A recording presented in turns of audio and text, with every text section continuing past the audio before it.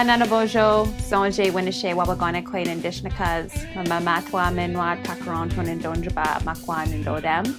Hi everyone, my name is Nicole Ineese-Nash, and I am the founder and director of Finding Our Power Together. It's a nonprofit organization working to support Indigenous youth in far remote communities across Canada and now in urban centres as well.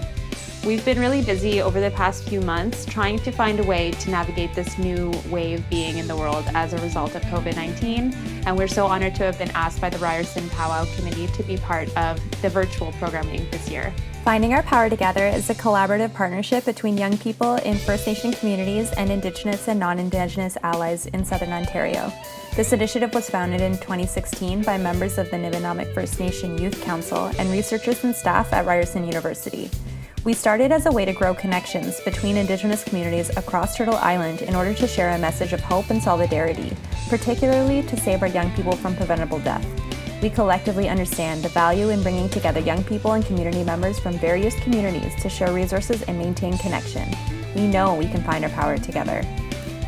Our goals are to support Indigenous young people to realize their own priorities and to gain access to various supports they may benefit from. This means brokering relationships to mental health and educational service providers, fundraising for community program or facilities, or providing emergency support when needed. Our ultimate goal is to end preventable youth suicide in First Nation communities and support our young people to thrive. During the COVID-19 health pandemic, Finding Our Power Together has been working diligently with First Nation communities in Northern Ontario to ensure that they are receiving adequate support and services. We have collected, packaged, and sent out donations of PPE, educational and art supplies, non-perishable food items, hygiene and cleaning products, and electronic devices. As a result of travel bans and the closing of borders, Finding Our Power Together has had to shift our mental health program, which typically takes place in the communities that we work with, to an online program. Hey, my name is Lauren. I am the project manager, part of the Building Our Bundle program, and I have been on the Finding Our Power Together team since January. And a part of this team, my role has been a couple of things, but mainly as a youth worker and mental health support worker. I work with young people in northern remote communities, as well as we've expanded to working with youth across Canada. And my role as a project manager on the Building Our Bundle team has been to help to coordinate the online spiritual and mental health program to help connect with young people across Canada. Some of you might be participating, which is amazing.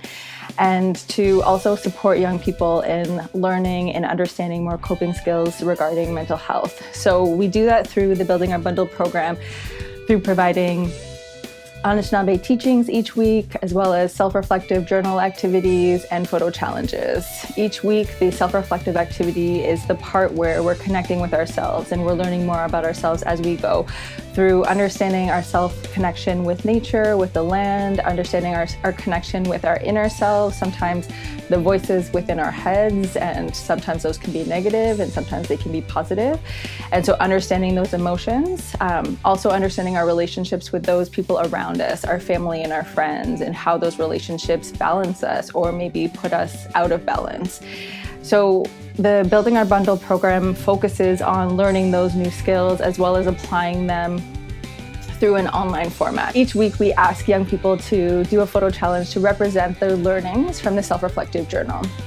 So an example could be going on a scavenger hunt and taking photos of places or things or animals that mean something to them.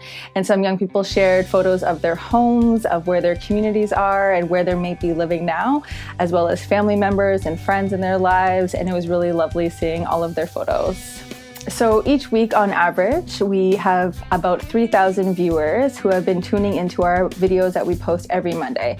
As I mentioned, those videos include the self-reflective journal activity, the Anishinaabe teaching, as well as the photo challenge for each week. And having 3,000 viewers is amazing, and we're so excited that so many people are following along and joining in. And other ways that people have been involved is by including their photos and sending us pictures of the things that they're doing. Something else that we're doing with Building Our Bundle is building relationships with young people one-on-one. We're hoping and we know that young people might be struggling more than usual in this time, especially during COVID. So we created this program as a way to connect with young people online and build stronger and deeper relationships in ways that are new to all of us.